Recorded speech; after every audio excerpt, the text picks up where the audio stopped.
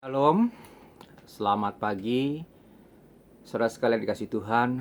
Pagi hari ini di hari Minggu yang indah ini, mari kita mempersiapkan hati kita untuk kita masuk dalam ibadah kita di tengah situasi kondisi COVID-19 ini di rumah kita masing-masing. Namun sebelumnya kita bersama-sama masuk dalam fotum. Adapun pertolongan kita datang daripada Allah Bapa yang telah menciptakan langit dan bumi beserta dengan segala isinya, Tuhan yang setia sampai selama-lamanya dan tidak pernah meninggalkan perbuatan tangannya. Turunlah atas kita sekalian anugerah dan damai sejahtera daripada Tuhan kita, Yesus Kristus. Amin. Diberkati setiap kita.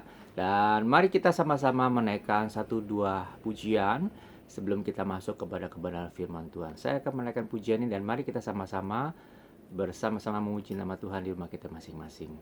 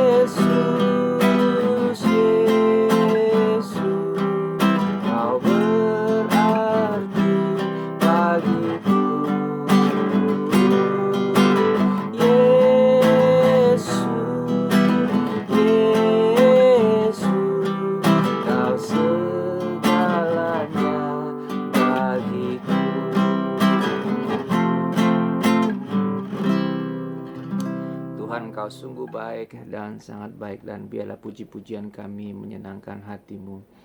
Mari kita sama-sama mempersiapkan hati kita dan kita akan masuk kepada kebenaran firman Tuhan.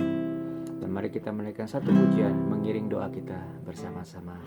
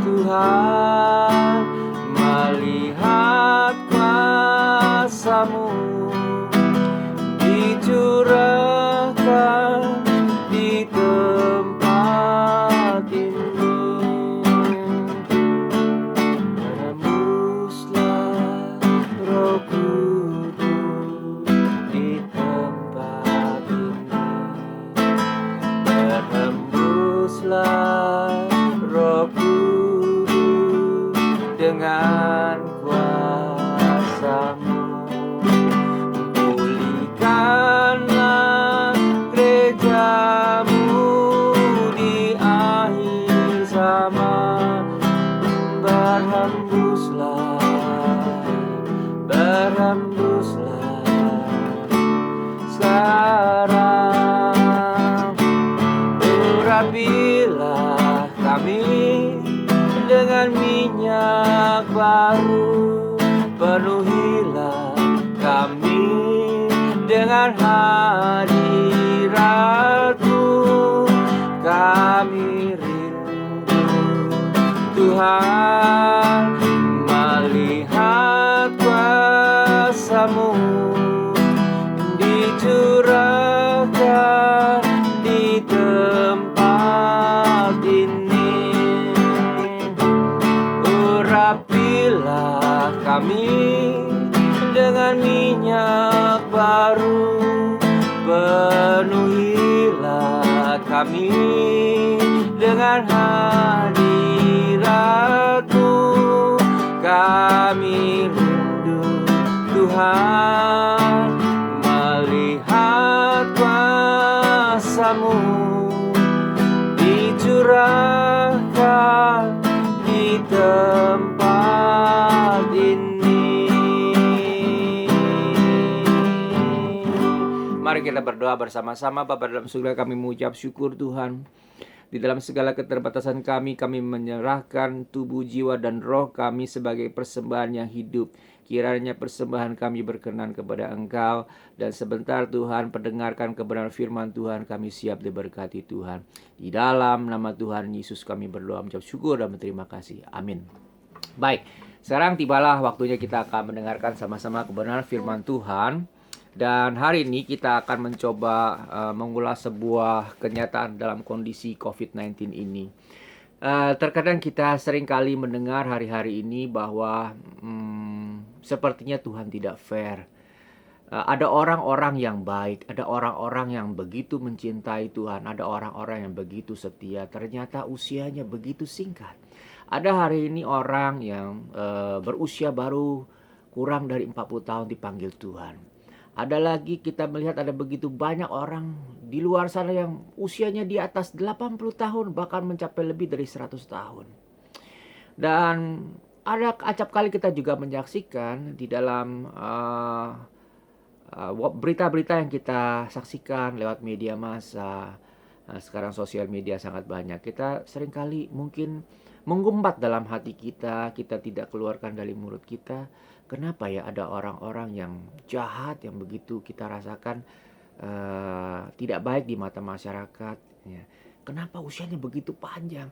Sebaliknya orang-orang yang sangat baik, dikenal baik dalam lingkungan sosial yang begitu baik, banyak menolong orang lain. Bahkan tidak mungkin itu adalah hamba-hamba Tuhan, para pengerja, para aktivis, para evangelis. Dipanggil Tuhan begitu cepatnya.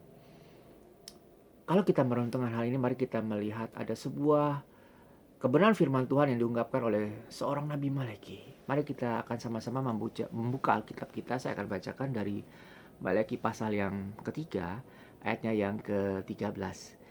Bicaramu kurang ajar tentang aku, firman Tuhan.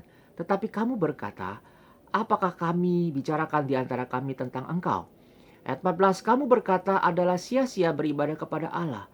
Apakah untungnya kita memelihara apa yang harus dilakukan terhadapnya dan berjalan dengan pakaian berkabung di hadapan Tuhan semesta alam? Oleh sebab itu kita ini menyebut berbahagia orang-orang yang gegabah, bahkan saja mujur orang-orang yang berbuat fasik itu, tetapi dengan mencobai Allah pun mereka luput juga. Jadi Nabi Maleki juga mengingatkan kepada kita hari ini kalau kita ingin menjawab di luar sana ada orang-orang yang begitu jahat menurut pandangan normatif kita sebagai manusia. Dan kenapa mereka justru hari ini menunjukkan bahwa mereka dalam usianya yang matang tetap melakukan kejahatan-kejahatan. Sebaliknya orang-orang yang begitu baik. Saya mengenal sahabat saya yang belum lama dipanggil Tuhan ketika awal-awal masa COVID. Ketika sahabat saya ini membantu saya dalam pelayanan mengembangkan sebuah website. Dan ketika dia sedang mengembangkan program ini, dia dipanggil pulang.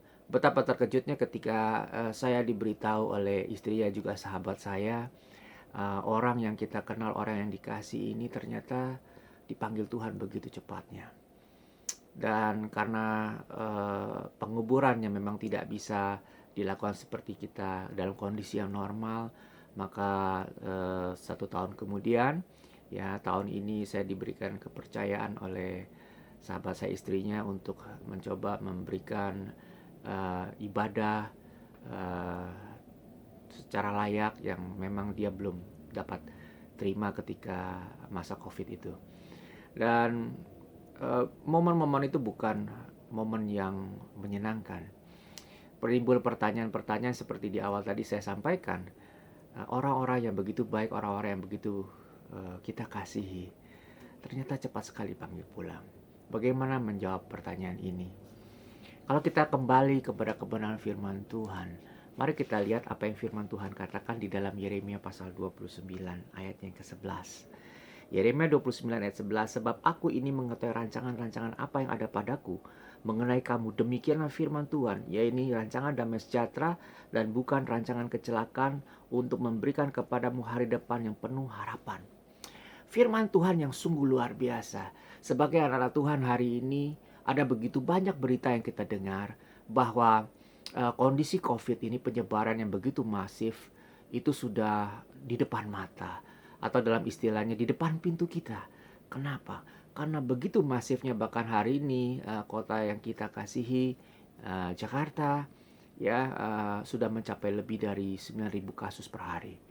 Bukan suatu angka yang menggembirakan, justru angka ini justru menunjukkan betapa cepatnya proses penularan yang begitu masif dari varian Delta maupun varian generasi pertama, bahkan ada varian terbaru Lambda. Nah, menyikapi kondisi demikian, kita percaya penuh kepada Tuhan Allah bahwa Tuhan selalu punya rancangan yang indah untuk setiap kita. Ada seorang pengkhotbah dari Amerika, dia berkata bahwa hidup itu tidak fair, tapi Tuhan Allah sangat baik. God is good. Demikianlah kebenaran firman Tuhan hari ini. Dalam momen-momen yang kondisi hari ini, kita melihat bahwa menjadi orang Kristen, menjadi orang percaya di tengah situasi yang begitu sulit bukan suatu pekerjaan yang mudah. Pergumulan-pergumulan yang begitu berat kita hadapi hari lepas hari. Justru ketika kita dalam kondisi yang sulit luar biasa, kita bisa bertahan hari ini. Kita bisa melihat kemurahan Tuhan. Kita bisa melihat pertolongan Tuhan. Kita bisa melihat pemeliharaan Tuhan. Jadi benarlah yang digenapi di dalam Mazmur pasal 23. Tuhan adalah gembalaku. Dia gembala yang agung. Dia mengerti, dia peduli. Bahkan di dalam pemahaman kita seringkali kita tidak bisa mengerti kenapa demikian. Tapi firman Tuhan hari ini mengingatkan kita bahwa Tuhan punya rancangan yang baik, memberikan damai sejahtera untuk kita.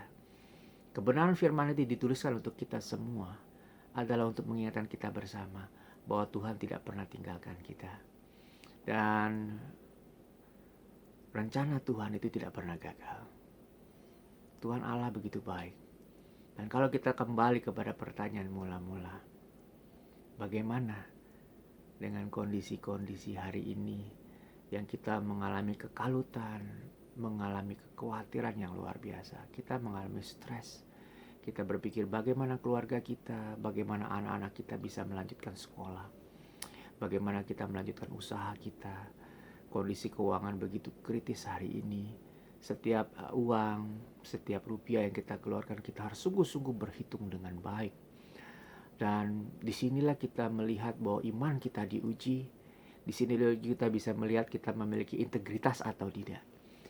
Ada juga hamba-hamba Tuhan yang ketika dalam kondisi demikian sulit sekali mempertahankan integritas. Ketika harus diperhadapkan kepada korupsi, pilihannya adalah survive atau melakukan korupsi. Bukan suatu pilihan yang mudah. Tetapi justru dengan kondisi yang begitu sulit, pilihan-pilihan begitu sulit, disinilah rekam jejak iman kita, kepercayaan kita, kesungguhan kita, bergantungnya penuh kita kepada Kristus. Inilah momen yang kita perlu tunjukkan. Itulah yang membedakan kita orang dunia dengan orang Kristen atau orang percaya. Orang percaya itu percaya penuh kepada pemeliharaan Kristus. Janji firman Tuhan, Tuhan memelihara kita hari lepas hari. Tidak ada satupun hari yang luput dari pemeliharaan Tuhan. Sekalipun orang-orang di sekeliling kita hari ini, orang-orang termasuk yang kita kasih hari mungkin meninggalkan kita oleh karena situasi ini.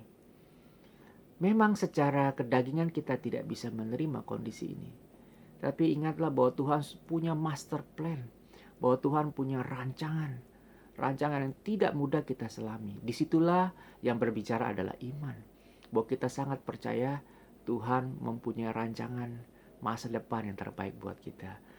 Masih kita akan melihat kebenaran firman Tuhan di bagian lain, yaitu di dalam Mazmur pasal yang ke-37.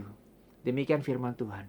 Akan menjawab pertanyaan kita adalah bagaimana ketika orang-orang atau kekasih-kekasih di lingkungan terdekat kita dipanggil pulang. Kita merasa Tuhan tidak adil, tapi kita berkata Tuhan adalah Tuhan yang baik. God is good. Bagaimana menjawab ini? Firman Tuhan akan memberikan buat kita sebuah jawaban yang kiranya ini memberikan kekuatan buat setiap kita yang mendengarkan benar firman Tuhan. Saya akan bacakan Mazmur 37 ayat yang keempat. Demikian firman Tuhan. Dan bergembiralah karena Tuhan, maka Ia akan memberikan kepadamu apa yang diinginkan hatimu. Jadi sekalipun secara kedagingan kita merasakan kehilangan, kita merasakan kedukaan, kita merasakan sesuatu yang tidak fair, apapun yang kita gumuli hari ini. Tapi bagian lain Tuhan katakan bahwa Dia akan memberikan sesuatu yang tidak pernah kita bayangkan, yaitu memberikan apa yang diinginkan hatimu. Bicara hati kita, bagian yang terdalam, di mana orang lain tidak akan bisa mengerti. Tapi pemeliharaan Tuhan itu, kasih-Nya itu sungguh dapat kita rasakan. Kembali kepada saya berikan contoh kepada saudara sekalian, sahabat saya yang ditinggalkan oleh kasih jiwanya, tinggalkan suami terkasih. Apakah dunia menjadi runtuh? Awal-awal mungkin sangat sulit untuk menerima. Tapi hari ini sudah memasuki tahun pertama, bahkan sudah nyari 1,5 tahun terlampaui hari demi hari. Bukti kebenaran firman Tuhan. Tuhan hiburkan, Tuhan mampukan. Akhirnya tetap bisa melanjutkan hidup, berkreasi, lalu kemudian menjalankan fungsi sebagai seorang ibu, sekaligus juga kepala rumah tangga karena harus membesarkan anaknya. Bukankah hari ini bisa kita lihat bersama betapa baiknya Tuhan itu? Sekalipun kita sedih, sekalipun kita kecewa barangkali, tapi disinilah letak iman kita ketika kita berkata, Tuhan, Engkau adalah Tuhan dan Engkau adalah gunung batuku. Ketika kita berkata, Tuhan, aku mengucap syukur dalam segala musim hidupku. Tuhan selalu hadir, Tuhan selalu ada. Apakah ringan? Tentu tidak ringan, pasti berat. Saya percaya kita semua mengalami masa-masa yang sulit ini.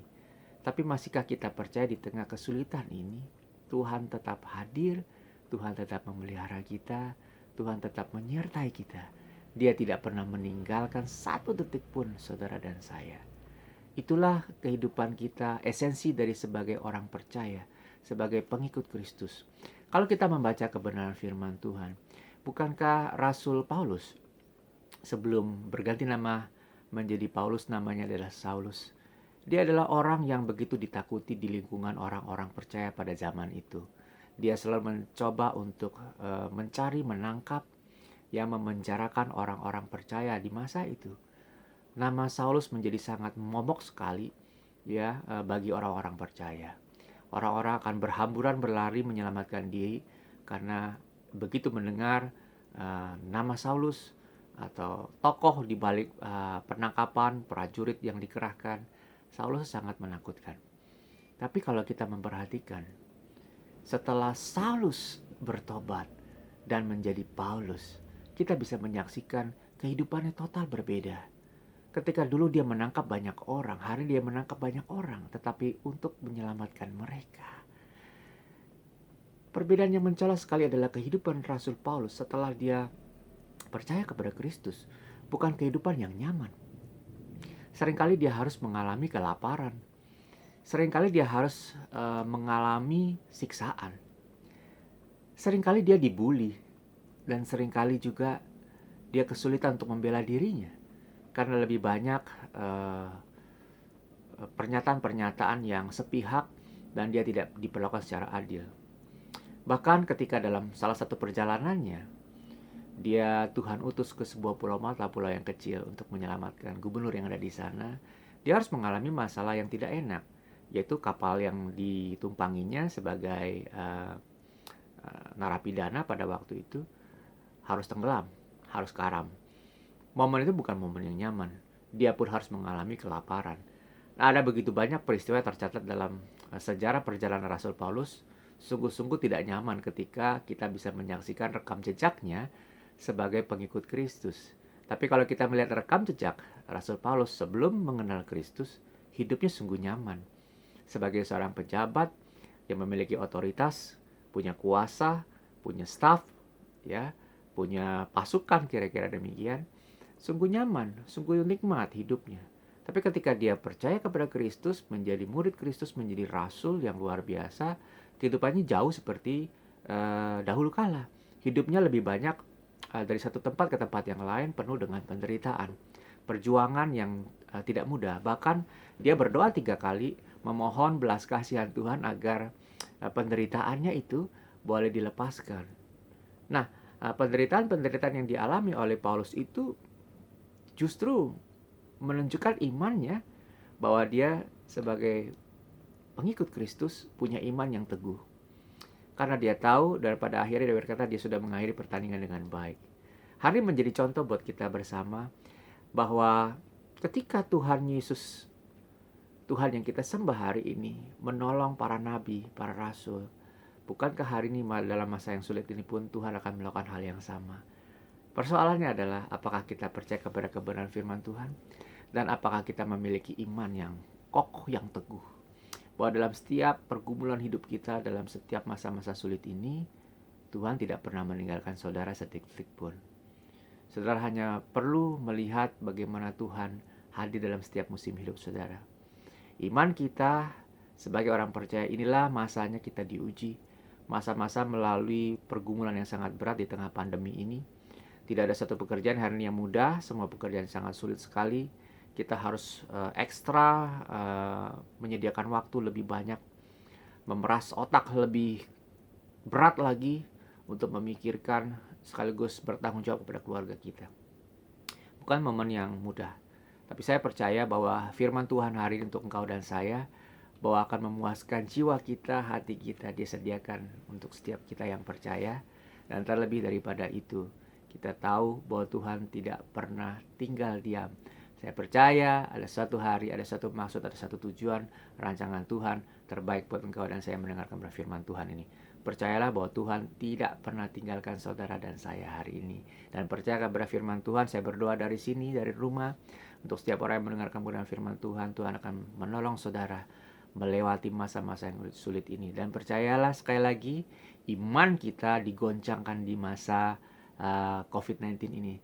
Tapi disinilah kita menunjukkan sebagai murid Kristus, sebagai pengikut Kristus yang tetap setia, tahan banting, tahan ujian terhadap badai dan gelombang yang begitu besar menerpa hidup kita. Jangan pernah tinggalkan Tuhan, dan biarlah kita menjadi batu karang yang kokoh dan diberkati oleh setiap orang yang mendengarkan firman Tuhan ini. Dan saya berdoa sekali lagi dari tempat ini untuk setiap orang yang memerlukan pertolongan Tuhan. Segala persoalan pergumulan hidupmu, percayalah Tuhan akan mendengar dan siap menolong engkau. Tuhan Yesus memberkati kita semua. Mari kita berdoa bersama-sama.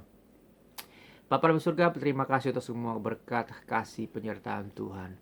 Kami belajar pagi hari ini Tuhan, bahwa di tengah kesulitan kami mengerti. Seringkali kami tidak mengerti mengapa orang-orang di sekitar kami yang begitu kami kasih Tuhan panggil pulang. Kami seringkali tidak mengerti dan tidak bisa menerima kondisi ini. Tapi kami tahu satu hal yang pasti, bahwa Tuhan memiliki rancangan yang baik. Tuhan yang tahu dan yang paling tahu yang terbaik untuk setiap kami. Oleh karena itu, ajar kami Tuhan, untuk kami mempercayakan diri kami kepada Tuhan, mempercayakan masa depan kami kepada Tuhan. Apapun Tuhan yang harus kami lalui, kami mau melaluinya bersama dengan Tuhan Yesus. Karena kami tahu tanpa Tuhan kami tidak akan mampu melalui masa-masa yang begitu sulit ini. Kami mengucap syukur Tuhan untuk pemeliharaan Tuhan untuk setiap kami, untuk bangsa kami, untuk presiden kami Bapak Jokowi. Tuhan menolong untuk semua kebijakan, untuk seluruh menteri, jajaran yang bekerja siang malam.